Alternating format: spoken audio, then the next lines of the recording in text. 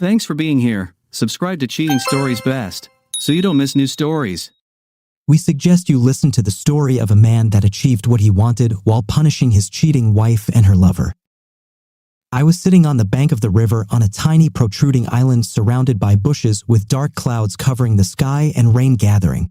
But I had an appointment and I waited here in the designated spot. After a while, a young man of about 30 with a baseball cap pulled low over his forehead and sunglasses came up.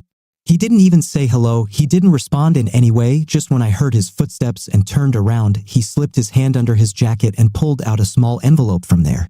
When I took it, the man disappeared from sight also without saying a word. After waiting and looking around for a while, I opened the envelope and looked inside. There was a bundle of bills which amounted to a decent amount of money. It was payment for my work. Sometimes I had to moonlight in a not-so-legal way, but I got a decent fee for it. Nobody, not even my wife, knew exactly what I did sometimes.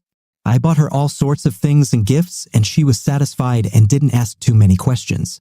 Most of this profit, of course, I put away in a separate account and in a safe deposit box. My wife herself was of Mexican descent. 10 years ago, she had come to the States to study, coming to my department. But over time, she had trouble paying her tuition and the immigration office began to give her problems. She herself was very pretty and modest, and I liked her immediately. For some reason, I was puzzled by her problems and decided to help her. We got married and she was able to stay in the States. Soon she got pregnant and had to give up her studies. After her maternity leave, Carmen became interested in tattoos. She had been a good artist since she was a child. She wanted to get a tattoo herself, but I wouldn't let her. She got a job in a salon not far from home where she gained experience and very soon became a master tattoo artist. We got a babysitter for the baby to take care of him while we were away, and in the evening we were back together as a family. Hi, honey. One evening she met me after work and I smelled my favorite dish, carnitas, in the house. She usually made it on holidays or when she really needed something. How was your day? Tired? She sat me down at the kitchen table and began to gently massage my shoulders. I first lingered for a while, enjoying the pleasant sensation of the massage, and then I took her hand, circled it around me, and sat it on my lap. Carmen, darling, what are you up to now? Are you looking for a nice dress again? She smiled and kissed me. No, not the dress. You know I'm very good at tattoos. But working in someone else's salon for the owner is not the same as being a hostess in your own salon. How would you feel about me having my own salon? So, I noted longingly, is my girl starting to have exorbitant desires? Do you know how much it takes? Come on, kitty cat. Well, you can do it. I know you can. You can do anything. Let's open a salon. It'll be our own business. She looked at me with those puppy dog eyes that made me just melt from her pleading. Well, what can do? I hugged her. So you want the salon? So we'll figure something out. She glowed with joy in an instant. In the next few days, we found a suitable building. It needed renovation, of course, but we didn't need to rent it. The owner was selling it for a low price, and I decided to go ahead and buy it right away. When the salon was already open, we threw a little party to celebrate the opening and invited a few of our friends. Carmen poached her colleague Francesca to work for her. The baby was growing up and we could already put him in daycare and only invite the nanny for the afternoons. As the years went by, Carmen's salon began to flourish. She always had a lot of clients. She charged a little less than other salons, and that was just one of the reasons why visitors came to her. She made it look pretty cozy, so it wasn't forced. I, on the other hand, continued to do my job. Mostly, I worked as a driver for the firm. And sometimes the heads of the gangster groups invited me to do quite a lucrative business. I had to do some pretty dubious hauling when I had to get cargo across the border into Mexico or from Mexico into the States. I knew some roads where I could elude government officials. And sometimes I had other things to do. When someone got in the way of authority, I had to settle the matter by certain methods. Before university, I served in the army and where I acquired many skills. As a result, I was one of the best soldiers. I was even offered to stay in the army, luring me with positions and possible material benefits.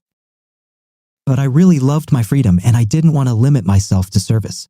And when I got a job as a driver, my agile driving was noticed by people who were engaged in a not exactly legitimate business. To begin with, they offered me just to transport cargo, promising me a good sum for it. I wasn't even surprised how they knew all about me. But after successfully completing the job, they started offering me jobs from time to time. Some offered me to join them, but I refused, accepting only temporary work so I could choose who I worked for and have good money at the same time. Carmen knew nothing about my activities. She always thought I was away on business trips. Although I myself sometimes wondered if I should do this kind of work since I had a son growing up. But I was too sure of myself and I never screwed up my assignments. One day, as usual in my spare time, I visited my wife's salon with the intention of visiting her and seeing how she was doing. I did not go straight to her back room where she did her accounting, but I stopped at a table where a couple of new tattoo designs caught my eye. While I was looking at them, Carmen came out and, coming up behind me, gently put her arm around my waist. "Oh, hello. I missed you so much. But we saw each other this morning." I turned to her. "So what? It's always nice to have you around. Are you done working today?" "As a matter of fact, yes. But tonight, I have to go on a business trip again. I won't be long. I'll be back in a couple of days."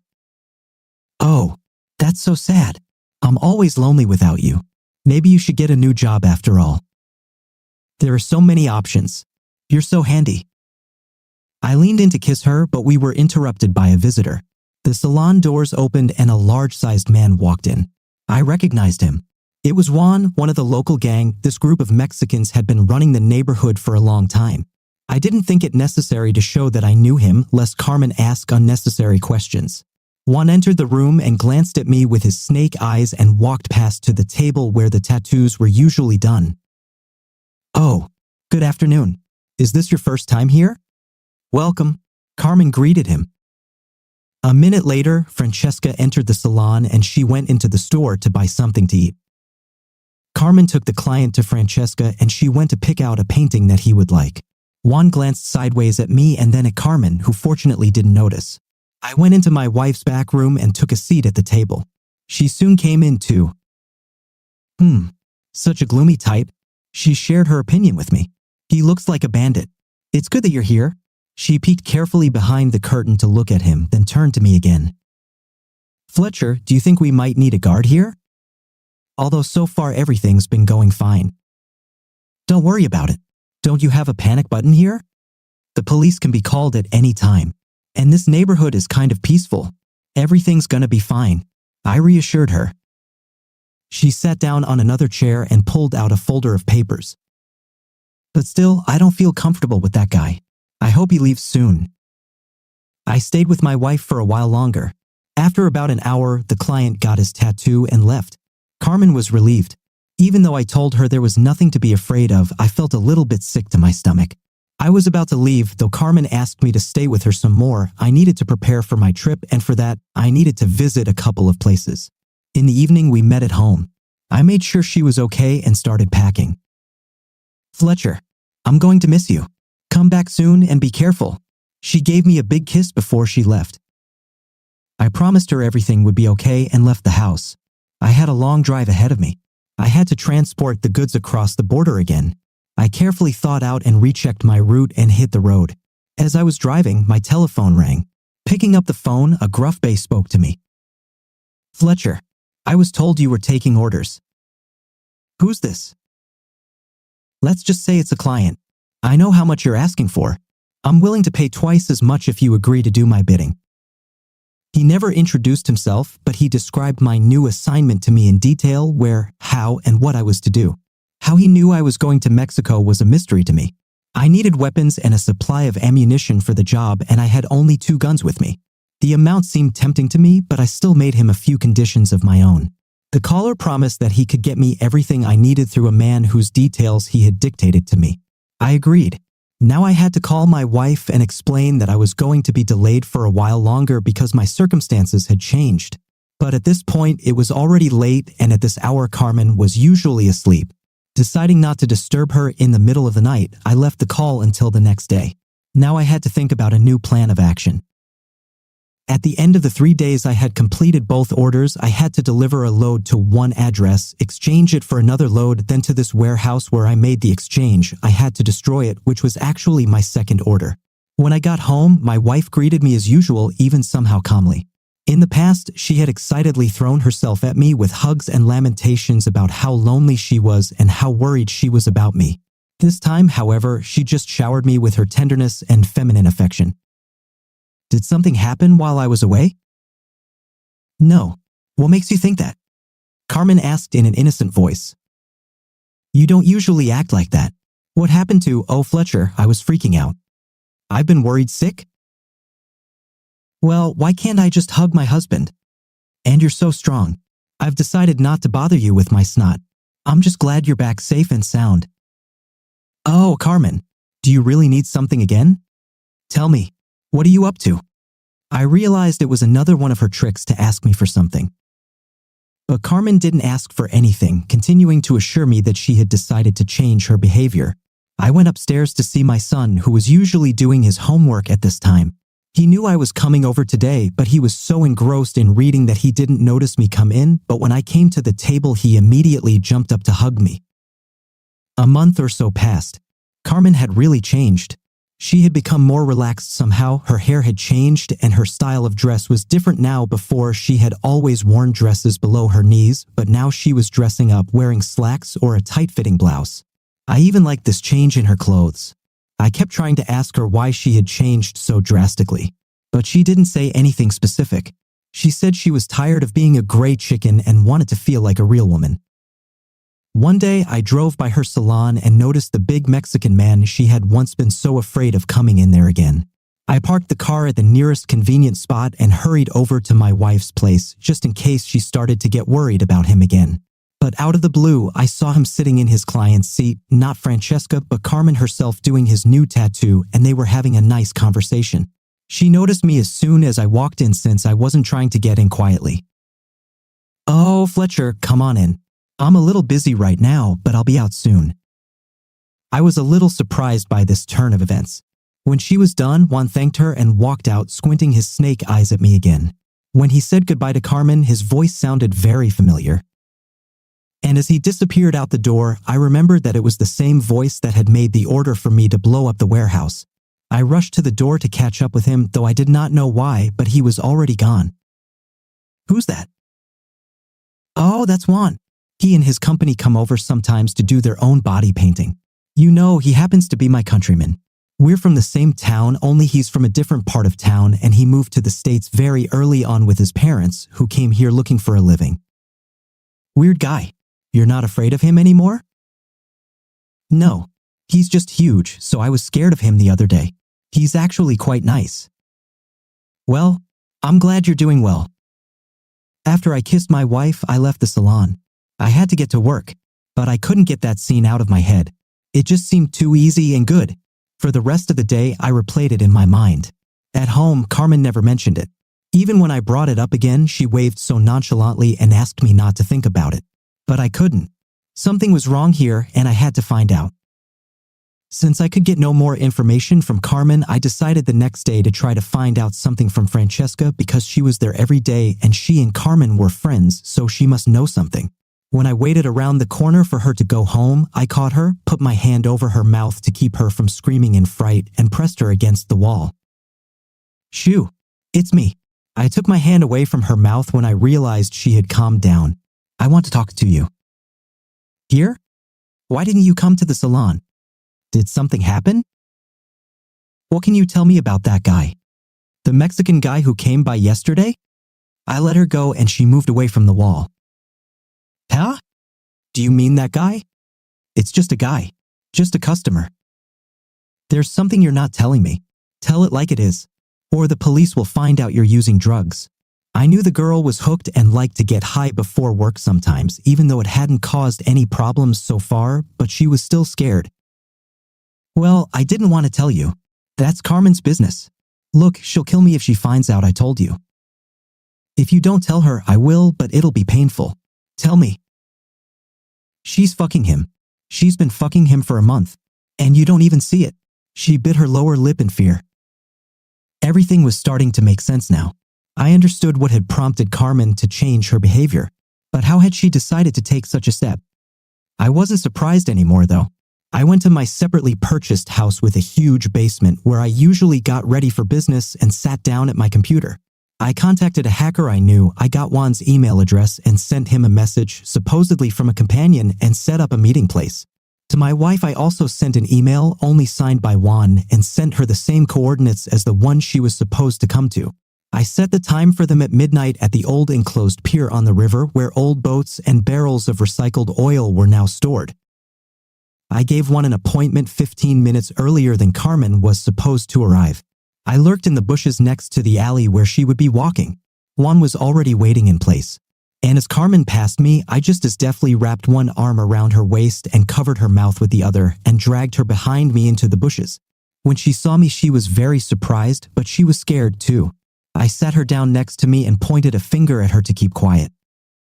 "Look," I told her and pointed my finger at a Mexican man who was stomping around the barrels looking at his watch. Later, he noticed an open pack of cigarettes and a lighter on one of the barrels. He twirled the pack in his hands and tossed it back. Meanwhile, I took the remote control out of my pocket and pressed the button.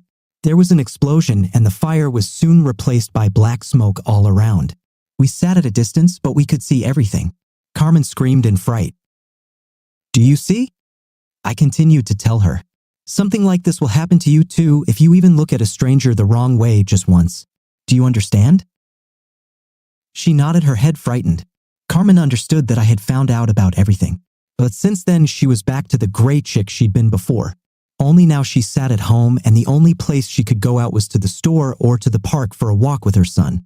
The tattoo parlor she adored so much I sold it. Interesting story, but I'm not sure I would have acted like the main character. What would you do? We're waiting for your answer in the comments. And now there will be a story about a man who was warned about his wife's bad reputation, but he didn't listen to them. How did it turn out? You know, I've lived with other women for most of my adult life. Long ago, when I was just an innocent baby, my father died in a sawmill accident. Of course, this incident had no effect on me at the time. However, during my school years, I began to feel a residue on my soul. According to my mother, my father was an old-school man. All his life, he had been an ordinary worker, trying unsuccessfully to achieve something. Even so, in my fantasies, he always appeared as a man of honor, straightforwardness, and rigor. I guess I thought of him that way because these key elements were missing from my upbringing. There were 4 of us in the family: me, my mother, my older sister, and my grandmother. That is to say, in my daily life, I saw only women. It's funny, but I didn't even have an uncle or grandfather. My mom always treated me gently. It's hard to admit, but as I grew up in an atmosphere of female comfort and order, I became more reverent. Among my hobbies were activities that often did not pique the interest of other boys, like cooking or reading magazines. This was one of the reasons why socializing with my peers was difficult for me. You would think that if you couldn't make contact with boys, you could definitely make contact with girls. At least I hoped so. But as the years went by, I became more and more shy and timid. Already in high school, I was able to make good friends. My classmates just understood that I was a decent person, so being friends with me was a good decision. I drank beer, played soccer, learned to drive, that is, did what my peers were into. I was able to get past the point where it was time to become a real man. Except that I still hadn't learned how to talk to girls. School was over and my first relationship was somewhere far in the future. Next came the university. Fortunately, my good friends began to worry about my personal life because if it were not for them, I probably would not have decided to change something. "Ted, no offense bro, but you definitely need a relationship. I just don't understand. Do you like living alone so much?" asked my best friend while we were sitting at the bar having a beer. I laughed back and told him, "Mate, there are 2 beautiful women living in my house. There used to be 3, but the youngest of them decided to get married and fly the nest." Haha, very funny. I adore your mother and grandmother. They really are very nice women. Especially your mom's cooking. I'd love to live with Mrs. Williams too. Young girls don't know how to cook so well. Rob said. However, it's not serious that you're always making jokes. Your older sister would agree with me. She often tried to set you up with someone. But I didn't need that. That's what you think. All right, Rob. I don't see the point in arguing about it. Ha! We're not going to argue about it, but there's something we should definitely agree on. You have to go on a date. What? No. Yes. And you better hurry up with that because I don't want you to be the only bachelor at my wedding in the future. Rob laughed after saying that and walked out of the bar. That's when I first thought about the need for a relationship and realized that maybe my annoying friend was right about something. It took me a long time to figure out the best way to meet a girl. At first, I had the idea of asking my friends to find me someone through mutual acquaintances, but I immediately dismissed that scary idea. I'd probably start rippling really hard on the first date of my life. So I decided to download a dating app. At least no girl would get me through my phone. The search began. There were many options. Perhaps I'm not a very picky person, but I felt that I liked profiles of almost all girls. Of course, there were exceptions which did not attract me at all, but in most cases all the girls seemed very nice. And then she was the first one to write, "Hi." There was a cute smiley face at the end of the message. I was surprised that I didn't even have to make the first move. The picture was of an attractive slim brunette with glasses. In her profile, she wrote about her love of parties, clubs, and fun festivals. I replied to her, "Hello to you too. My name is Ted. And I'm Monica. How's your night going? Aren't you tired of the rain tonight?" I was really surprised. How does she know about the weather outside? I wrote, "How did you know it was raining?" Haha, I just looked out the window. In this app, you can use geotagging to find a companion nearby. It's very handy if you want to meet them. I see. I didn't know that. I assume this is the first time you've used the app. It's more than that. You're the first girl I've ever texted in my life. Wow. I'm glad to be your first. Tell me something fascinating about yourself. That was a start.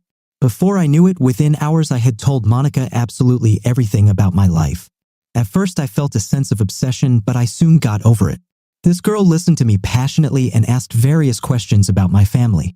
Monica had time to tell me a lot too. So I learned that her father was a schoolteacher and her mother worked as a nurse at a local clinic. I was so engrossed in reading her messages that I completely forgot to eat dinner and brush my teeth before I went to bed. My heart fluttered. We had been able to maintain our relationship for several days now. I liked it, however, I knew it was time to see her in person. Every once in a while, she would send pictures of herself where she wasn't wearing much clothing. I felt wildly embarrassed. It seemed that if we met face to face, I would look like a tomato. After thinking for a long time, I finally decided to take the more serious step. We arranged to meet at a nice cozy cafe. I arrived 40 minutes in advance, so I waited long and excitedly for her. For a moment, I even thought she had changed her mind about going to the meeting.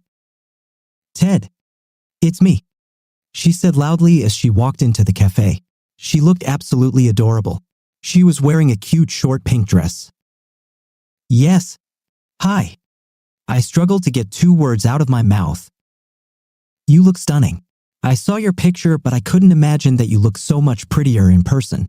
You're a model." I was double-edged because what I had to say made me happy and confused at the same time. "You look good too." I blushed a lot at first, but Monica didn't seem to care about that at all.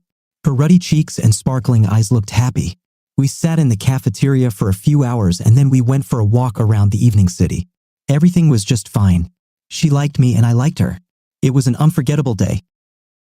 Our next meeting was at a local bar. I decided to take her there since it was one of my favorite places. Plus, my friends from college hung out there. I introduced Monica to Rob and the other cool kids there. It seemed like we were all able to find common ground, except Rob was clearly feeling out of place. For reasons I didn't understand, his face was tense the whole time. "Ted, can we get out of here?" I agreed and we went outside. Rob lit a cigarette and offered it to me. I didn't balk, so I turned up. "What's the matter?" I asked impatiently as Monica was waiting for me inside the place. "I think you should find another girl." "What? You said it yourself, I need to start a relationship." "Yes, I know, but..." "It's hard to say this, but your Monica has a very bad reputation." "What do you mean by that?" "I heard from my boyfriend that she slept with a lot of people in our town. She also had an abortion when she was 12. "Nonsense. You're just jealous of me." "Ted, no. I just don't want her to break your heart. We're very good friends and I just can't let that happen. There are a lot of girls out there, so just listen to me." I was out of my mind with anger. I couldn't understand why this fool was pointing out to me who I should talk to and who I should ignore. I walked back to the bar and then spent the rest of the evening with Monica. That day Rob left, I ignored his messages. Our communication stopped. 15 years later, I remembered the incident and was happy that I hadn't listened to Rob that day. It didn't seem that as a bad person, he just dropped out of my life. Monica always made me happy. I dreamed of having a child, but we could not make that wish come true. My beloved wife could not get pregnant. Our worries haunted us and the clinics told us the same thing. My wife's reproductive function could no longer function. I was depressed. I really wanted to have children, but Monica adamantly refused to have someone else's baby. I tried to get over it and just got on with my life. Monica loved me and I loved her. Nothing was more important in the world. One day, with the help of the news, I was able to learn about a gynecological clinic where a true miracle could be performed. Many women wrote positive reviews and claimed that doctors from this institution could do the impossible. I thought it could help us. Monica, I was able to find out about a medical center on television where doctors help women get pregnant. My wife looked at me disappointed. I can't, Ted. It's become clear over the years that I'm just not cut out for this. There's nothing we can do about our situation. We just have to accept it. But it's our dream. No, Ted, I don't want it anymore. My feelings seemed so fragile and vulnerable. I felt like an infantile, weak boy again. My wife could see it. In those days, my mood changed a lot. For a whole month, I walked around like a zombie. In other words, I wanted absolutely nothing. Monica sensed this. I wasn't pushing her or going to talk her down, so she couldn't be openly angry. We had lived together for 15 years and she understood me better than anyone else. It could well be argued that we had suffered together because of this problem. A few more months passed. Ted, maybe you're right and I really should try again, Monica turned to me. I was dumbfounded, didn't even know what to say. After 10 seconds, stammering, I answered. Certainly. It's just an adorable idea.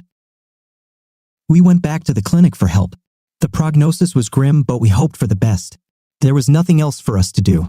Time slowly flew by, and it seemed that if not now, then never again. It might even happen that I will not be able to have children in the future. One day, however, the real miracle happened.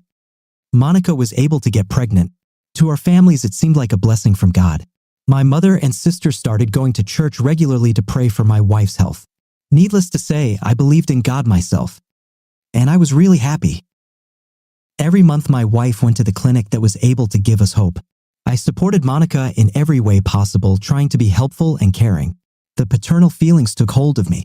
It only lasted a couple of months because in the future, I had to feel like a complete stranger to this baby. In the 6th month of my pregnancy, Monica and I came to the clinic again. I dutifully waited outside while they checked our baby through the ultrasound. For some reason, my wife didn't like me being around her at such times. So I just stared silently at the white hospital walls. To my surprise, a passing doctor stopped a few feet away from me and started looking into my eyes. I looked back. Maybe he's not looking at me. I thought. Your wife, Monica Williams? He asked loudly. His look seemed displeased. Yes. Is something wrong with her? I asked excitedly. The doctor stepped closer. I've always been interested in looking at you. Excuse me? I think it's time for your wife to get some sense. Or perhaps you're forcing her to do it yourself. My face boiled with anger. I didn't shout because I didn't want to make Monica, who was in the next room, nervous. I can't understand you at all, I answered calmly. Abortions? What? Your wife has had 4 abortions at our clinic in the last 2 years. At that moment, it felt like the earth was going to run out from under me. How? Abortions? What abortions? I felt crazy. Maybe I was just imagining these words. The doctor noticed my reaction and only now realized what was happening to me. He looked guilty. He apologized silently and went on with his hospital business. The nurse called me inside to get Monica. I don't remember at all what I was told about the baby's condition. All that information seemed insignificant at the time. Together with my wife, we came home and went on with our routine. I did not tell her anything as I was not sure about the sanity of that doctor. What if he was a regular lunatic who put on a medical coat and snuck into hospitals to scare young fathers? I thought about this silly thought for a very long time. I started having regular nightmares, so I had no choice but to see for myself. After stopping by most of the clinics in our county, I began asking the medical staff about Monica Williams. Many were reluctant to share confidential patient information, so I had to bribe a few employees. We didn't have a lot of money, but I figured it was for my own well-being. After reviewing her medical history at various clinics, I was able to learn a few things. Unfortunately, out of 8 clinics, only 2 were able to bribe employees. And in both of them she had had abortions. Plus, she went there with 2 other men. I was depressed. I didn't have the energy to get angry and deal further with the filth. I decided to talk things out, so I started an important dialogue during one of my walks in the park. We were sitting on a bench. "Monica, do you really want this baby?" I asked indifferently. "Certainly, my love." I asked the doctors specifically not to talk about the baby's gender. "I think we can have a nice party about it. You know how much I love them," Monica smiled. "I don't want a baby anymore." "What?" I said I don't want it anymore. My wife instantly changed her face. I could read the consternation in her eyes. "But why?" "I know everything." She turned her head incomprehensibly to her left side. "I know that you regularly perform abortions, and I'm sure some of those babies aren't mine." There was silence. "I'm sorry, Monica. I don't want to figure it out. I guess I'm just weak. You've done a terrible thing that I can't accept. I'm sure some mysteries will forever remain unsolved." "It hurts me," I said. "You don't have to tell me what's been happening to you all these years. You may be dealing with your problems, but they're not mine anymore. Can you contradict me?" Tears rolled down Monica's cheeks. "Tell me then, are all these children mine? And how many of them were mine?"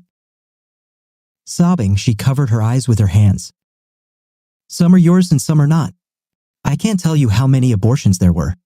But now I'm pregnant. I want to hold this child in my arms and bring him up. And I don't." After these words, I got up in silence and went home to pack my things. Before I finally left, Monica and I talked about it one more time. She pleaded with me to forgive her, though I flatly refused her. The only thing I managed to promise was to raise my child if the DNA test confirmed paternity. 5 months passed.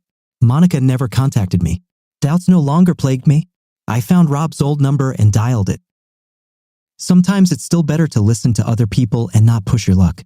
I feel sorry for the main character. They tried to warn him, but that doesn't justify the actions of his vile wife. Dear viewers, thank you for staying with us and supporting our channel. See you again.